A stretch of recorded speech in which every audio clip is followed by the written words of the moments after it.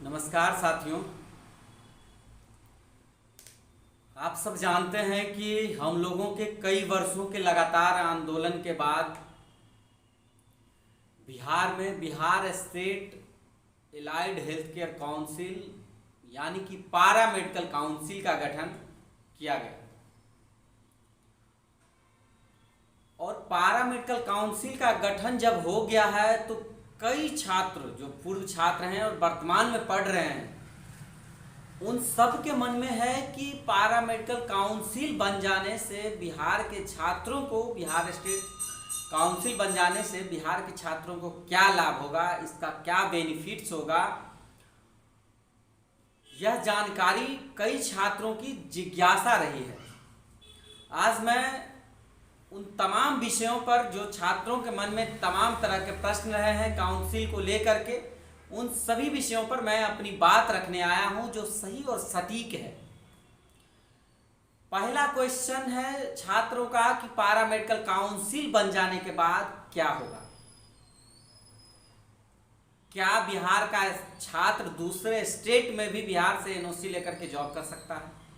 तो जी हाँ, ये बिल्कुल सही और सत्य है कि बिहार सरकार में, जब बिहार सरकार ने काउंसिल का गठन किया है, यह काउंसिल जब से रनिंग में आ जाएगी, मतलब कि इसमें जो मेंबर्स रहेंगे, जो इस काउंसिल के प्रेसिडेंट रहेंगे, ये एक ऑटोनोमस बॉडी रहेगा। और जब से सरकार के दिशा निर्देश में ये काम करने लगेगा, उस दिन से बिहार में जो डिग्री होल्डर हैं, पास आउट स्टूडेंट हैं पैरामेडिकल के, चाहे वो किसी भी कोर्स के हो पैरामेडिकल के, और लगभग 5 दर्जन से अधिक पैरामेडिकल कोर्स है, और उन सभी कोर्स के बच्चे बिहार से अगर पास करते हैं, उसके बाद अगर उनकी इच्छा होती है कि हम दूसरे स्टेट में जॉब करें, तो उनको बिहार के काउंसिल में रजिस्ट्रेशन जो रहेगा, उस रजिस्ट्रेशन को उनको दूसरे स्टेट के काउंसिल में ट्रांसफ़र कराना पड़ेगा। क्योंकि बिहार के सभी राज्यों में state allied health care council का गठन किया गया है, और सेंट्रल गवर्नमेंट का central allied health care council का ये गाइडलाइन था कि सभी स्टेट में काउंसिल का गठन हो। और हम लोग भी लगातार आंदोलन कर रहे थे। आप सब जानते हैं कि 2018 में बिहार में अलग से लेबोरेटरी टेक्नीशियंस के काउंसिल का गठन किया जा रहा था, फिजियोथेरेपी के लिए अलग से काउंसिल का गठन किया जा रहा था। लेकिन हम लोगों ने उस समय भी आंदोलन करके लगभग 5 दिनों तक आंदोलन किया था, और उसके बाद सरकार ने यह निर्णय लिया था कि नहीं, संयुक्त काउंसिल बनेगा। हम लोग चाहते थे कि परिवार के जितने भी लोग हैं सब एक जगह रहे, क्योंकि अलग अलग काउंसिल बनाने से छात्रों का भला नहीं होना है, छीट-फूट हो जाएगा, एकजुटता नहीं रहेगा, तो उसका व्यापक असर नहीं पड़ेगा। और वही हुई। उस समय जो काउंसिल, सिंगल काउंसिल बनने वाली थी, उसको रद्द किया गया और संयुक्त काउंसिल पर बात हुई। और जब सेंट्रल गवर्नमेंट का आदेश आया, हम लोग लगातार आंदोलन कर रहे थे, उसके दबाव में सरकार ने central allied health care council के according Bihar state allied health care council का गठन किया। यह हम सभी छात्रों के लिए हर्ष की बात रही है। अब तो रजिस्ट्रेशन की बात हो गई, उसके बाद कई छात्रों के मन में है कि यह काउंसिल क्या करेगा, क्या सेशन नियमित करेगा, क्या कोर्सेज जो चल रहा है उस कोर्सेज का क्या। तो मैं आप सबको स्पष्ट बता देता हूं कि state allied health care council Bihar में जो भी तमाम तरह के पैरामेडिकल कोर्सेज अभी चल रहे हैं, उन सब के लिए नियमावली भी बनाएगी। कॉलेज में, कॉलेज का जो स्थापना होता है, किसी भी पैरामेडिकल कॉलेज का स्थापना, उसके लिए वही अनुमति देगी। उस कॉलेज में सारी सुविधाओं का मूल्यांकन करेगी और उसके बाद कॉलेज का अनुमति देगी। जितने भी नए कोर्सेज शुरू किए जाएंगे, उस कोर्सेज की भी अनुमति पैरामेडिकल काउंसिल देगी, जो state allied health care council है वो देगी। और उसके बाद कई बार होता क्या है, कई कोर्सेज को बंद भी करना रहता है। कई कॉलेज, निजी कॉलेज, जो प्राइवेट कॉलेज है, उन कॉलेजों में धड़ल्ले से छात्रों का दोहन, शोषण किया जाता रहा है। तो ऐसे कॉलेजों पर भी लगाम लगाने का काम करेगी। एक तरह से पूरी तरह से एस्टैब्लिशमेंट, कॉलेज का स्थापना से लेकर के उसका जो उस कॉलेज में क्या क्या सुविधाएं होगी, यह रूल रेगुलेशन तय करेगी एलाइड हेल्थ केयर काउंसिल।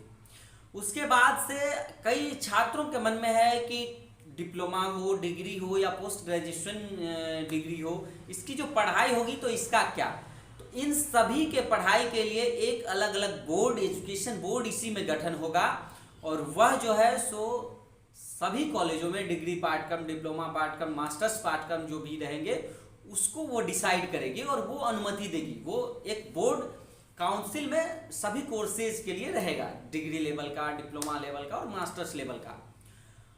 यह तमाम चीज़ें जो है सो state allied health care council करेगी और यह बोर्ड तय करेगी कि किन कॉलेजों में डिग्री पाठ्यक्रम की मान्यता देनी है, किन कॉलेजों में पोस्ट ग्रेजुएशन पाठ्यक्रम की मान्यता देनी है और उसका संचालन किस तरह से किया जाना चाहिए, यह तय पैरामेडिकल काउंसिल करेगी, state allied health care council करेगी।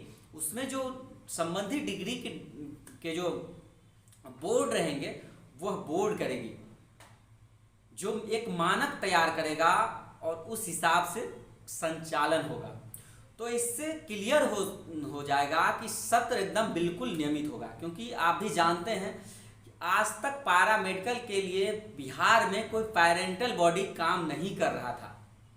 सभी लोग, सरकार एक मतलब ऐसे ही लेटर से कॉलेज शुरू कर दिया गया, एक एग्जामिनेशन बोर्ड कमेटी बना दी गई, जो कमेटी का कोई माय बाप नहीं, कोई रूल रेगुलेशन नहीं, और बाद में जब डिग्री पाठ्यक्रम शुरू हुई तो आर्यभट्ट नॉलेज यूनिवर्सिटी को तत्काल दिया गया। लेकिन वो भी आर्यभट्ट यूनिवर्सिटी आप सब जान रहे हैं कि छात्रों की ज़िंदगी से ही खेलने का काम कर रहा है, लगातार उसमें भी सेशन लेट रहा है। Paramedical para dental examination committee भी लगातार सेशन लेट रहा है, 2 साल 4 साल। छात्रों के जीवन एक महत्वपूर्ण समय जो है सो इस वजह से गंवारा होता जा रहा है, बीतता जा रहा है और छात्रों को इसका काफ़ी अफसोस रहा है। छात्र आंदोलन करते रहे हैं, छात्रों में यह चिंता रही है, उनके गार्जियनों में भी यह चिंता रही है कि हमारे बेटे का, हमारी बेटियों का भविष्य क्या होगा। और हम लोग लगातार छात्रों के मांगों को लेकर सजग रहे हैं। हर स्तर पर हम लोगों ने आंदोलन किया है काउंसिल की मांग को लेकर के, और हम लोगों का डिमांड रहा है कि पैरामेडिकल कैडर के लोगों को काउंसिल में सदस्य बनाया जाए और इस पर भी सरकार की सहमति है। Central allied health care council को ने भी इसका दिशा निर्देश जारी किया है सभी स्टेट्स को, क्योंकि आप सब जानते हैं कि जब तक काउंसिल में आपके बीच के लोगों का, आपके बीच का लोग नहीं रहेगा, आपको जानने वाले लोग नहीं रहेंगे, पैरामेडिकल कोर्स को जानने वाले लोग नहीं रहेंगे, तब तक पैरामेडिकल छात्रों का भला नहीं हो सकता है। हम लोगों ने इस पर लगातार काम किया है और मेहनत किया है। हम लोगों ने ईमानदारी से छात्रों की हक अधिकार की लड़ाई को लड़ा है और सरकार ने काउंसिल आचार संहिता लगने से पहले ही काउंसिल का गठन कर दिया है।